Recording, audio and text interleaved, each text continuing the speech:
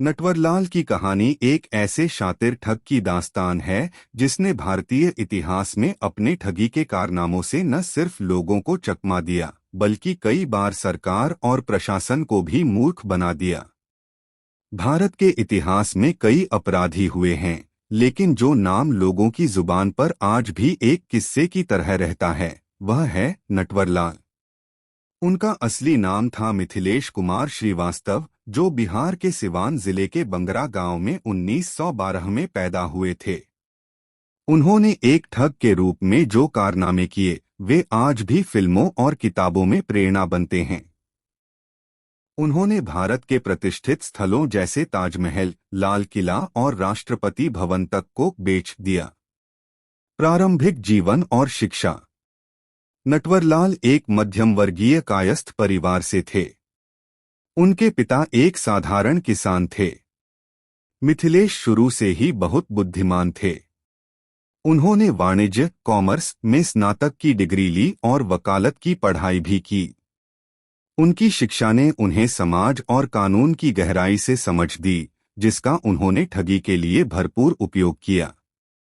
उन्हें बचपन से ही नंबरों से खेलना, लोगों को प्रभावित करना और बोलचाल में चालाकी से पेश आना पसंद था। यही बातें आगे चलकर उनकी सबसे बड़ी ताकत बन गईं। ठगी की शुरुआत। नटवरलाल की ठगी की शुरुआत एक बैंक धोखाधड़ी से हुई। एक बार उन्होंने किसी व्यापारी के दस्तखत की नकल कर बैंक से पैसा निकाल लिया। उन्होंने धीरे धीरे हस्ताक्षर की नकल करने और नकली दस्तावेज बनाने की कला में महारत हासिल कर ली। जल्द ही वह भारत के सबसे शातिर ठग बन गए। उनका तरीका हमेशा बेहद साफ सुथरा और समझदारी से भरा होता था। वे खुद को आईएएस अफसर, मंत्री, सरकारी अफसर या कोई बड़ी हस्ती बताकर लोगों को चकमा देते थे। नटवरलाल का सबसे मशहूर किस्सा यह है कि उन्होंने ताजमहल, लाल किला, राष्ट्रपति भवन और संसद भवन जैसे देश के प्रतिष्ठित स्मारकों को कई बार अमीर विदेशियों को बेच दिया। वह खुद को सरकारी अधिकारी बताकर नकली दस्तावेज और लाइसेंस बनाते थे और कहते थे कि सरकार ये इमारतें निजीकरण में बेच रही है। वह अमीर लोगों से करोड़ों की डील कर लेते और पैसे लेकर गायब हो जाते।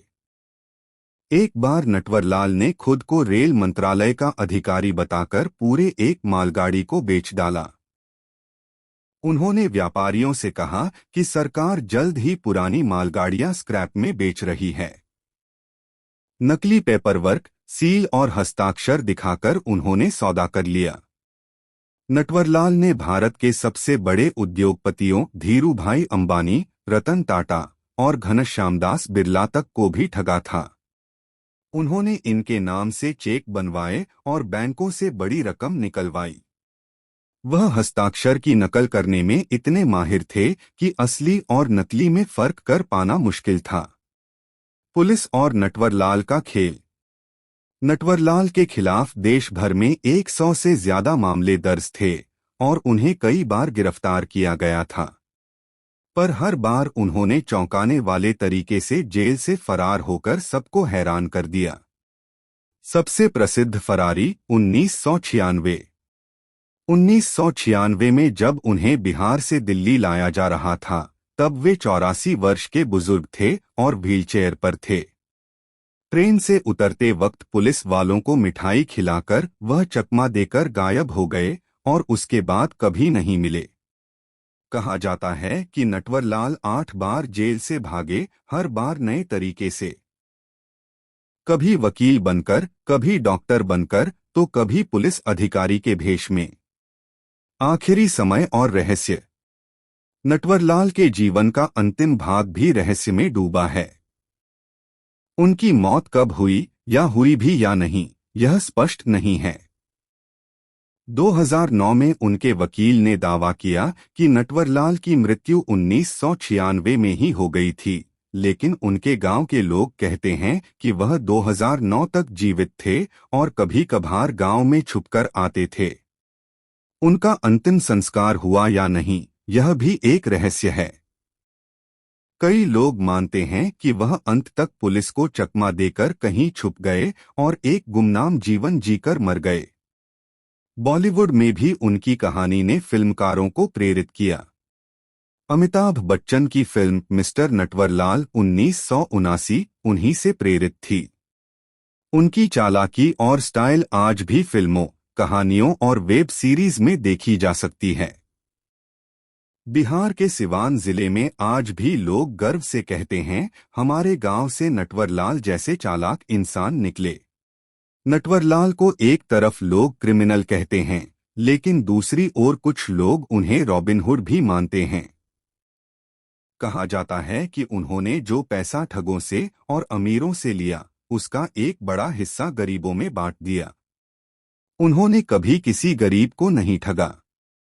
हालांकि कानून के अनुसार उनका कार्य अवैध था और उन्होंने देश की प्रतिष्ठा और कानून व्यवस्था को नुकसान पहुंचाया। नटवरलाल सिर्फ एक नाम नहीं, बल्कि एक प्रतिभाशाली ठग, एक कथाकार और एक किस्सों की दुनिया का हिस्सा हैं। उनकी कहानी हमें यह सिखाती है कि प्रतिभा अगर गलत दिशा में लगाई जाए तो वह समाज के लिए खतरा बन सकती है। वहीं यह भी दिखाती है कि समाज और व्यवस्था में कितनी खामियां हैं।